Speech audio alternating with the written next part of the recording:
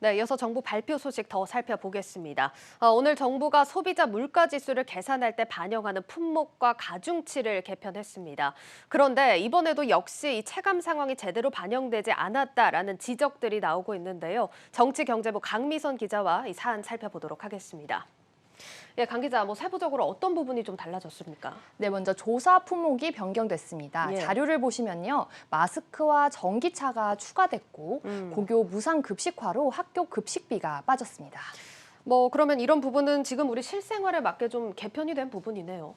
네, 맞습니다. 가중치도 조정됐는데요. 전세와 온라인 컨텐츠 이용료, 치킨값은 늘어났고요. 예. 그리고 빠진 부분은 해외 단체 여행비, 그리고 휴대전 화료, 그리고 휘발유 값이 떨어졌습니다. 이렇게 개편 결과를 적용해서 올해 1월부터 11월 소비자 물가는 0.1%포인트 올랐습니다. 지금 0.1% 상승, 확실히 좀 체감 상황과는 좀 차이가 있는 수치 같은데 좀 어떤 부분이 거론이 되고 있습니까? 네, 우선 휘발유 값인데요. 이제 유류세가 인하됐다고 해도 예. 이제 서민들은 굉장히 기름값이 부담인 상황인데요. 그러니까 물가를 계산할 때 휘발유 값의 가중치가 오히려 줄어들었다는 겁니다. 네, 이유를 들어봤더니 이제 기준이 2020년 기준이어서였습니다. 네, 코로나 팬데믹 당시에는 이제 2020년 당시였는데 그때 예. 국제 유가가 굉장히 많이 떨어졌는데 예. 이때를 좀 기준으로 한 겁니다. 2020년이 기준인 건 맞겠지만 특수한 상황임을 좀 고려할 수 있지 않았나 좀 개인적으로 이런 생각이 들긴 하는데 일단은 다음 가중치 조절 때 좀 조정 폭이 나올지 좀 지켜봐야 되는 부분이겠습니다. 자, 그리고 또 어떤 부분 짚어볼 수 있습니까? 네, 다음은 주거비인데요. 예. 네, 소비자 물가에 들어가는 이제 주거비 부분은 우리나라 같은 경우 전세랑 월세만 해당이 됩니다. 예. 네, 전세 같은 경우는 가중치를 보시면요, 전세가 이제 좀 올랐다고 해도 예. 전세 이제 집세를 보면 전체 물가 가중치의 이제 10% 정도만 머무르는 수준입니다. 지금 10%라고 얘기를 해주셨는데 실제 시민들 부담이 이렇게 낮을 것 같지는 않은데요.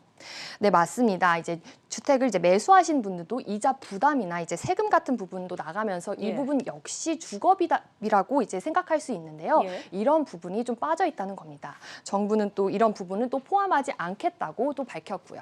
실제적으로 정부는 이제 이러한 자가 주거비를 보조 지표로만 이제 발표를 하되 이제 실제 지표에는 이제 넣지 않겠다고 답했습니다. 예, 아파트 사실 매수를 생각을 해보면 세금이나 대출 이런 부분이 또 상당한 부담인데 이 부분은 왜 포함이 안 됐습니까?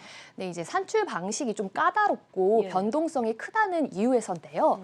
네, 그리고 또 소비자 물가는 연금과 같은 각종 사회적 계약들과 연계되어 있어서 이제 파장이 크다는 부분도 꼽을 수 있고요.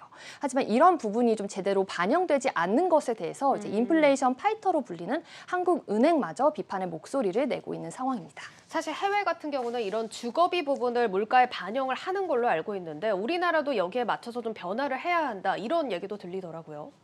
네, 맞습니다. 이제 외국 같은 사례를 보면 유럽은 1년에 한 번 물가 가중치를 변경해서 발표를 하고 있고요. 예. 이제 미국 같은 경우는 이제 주거비 비중을 전체 물가 비중의 40% 가까이 높이는 방식을 쓰고 있습니다.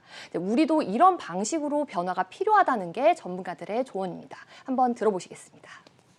자가주거비가 포함될 경우 4% 이상으로 소비자 물가가 될 것이라고 생각합니다. 고교 무상급식으로 인하여 이러한 식료품비 비중이 조금 줄어드는 것, 더군다나 줄어드는 것 외에는 그렇게 큰 변동은 없을 것 같습니다. 가장 먼저 시급하게 해야 될 것은 국민들이 느끼고 특히 젊은 층이 느끼는 자가주거비의 주거비를 어떻게 반영하느냐. 네, 지금 물가와 시민들 체감과의 괴리 상황 저희가 꽤 오랫동안 전해드린 것 같은데 좀 개선이 시급한 상황인 것 같습니다. 지금까지 강미선 기자와 함께했습니다. 잘 들었습니다.